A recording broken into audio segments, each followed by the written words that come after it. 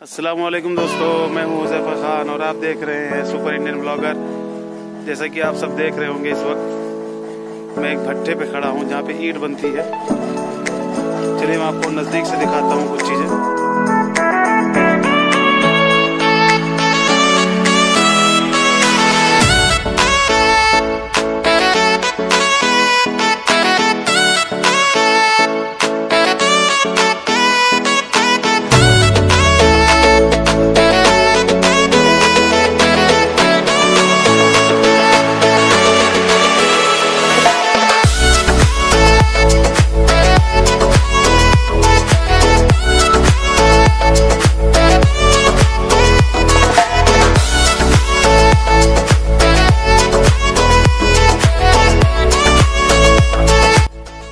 बाहर से देखने पे दोस्तों ये भट्टा एक पुराने किले की तरह ही नजर आता है।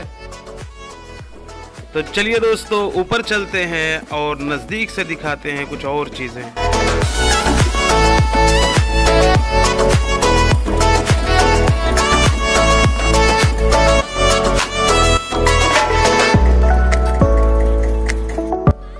तो जैसा कि दोस्तों आप सब देख सकते हैं, इस वक्त मैं बिल्कुल भट्टे के ऊपर ही खड़ा हूँ और यहाँ से पीछे का नज़ारा बहुत ही खूबसूरत है। आप देख सकते हैं दूर दूर तक फैली हुई हरियाली।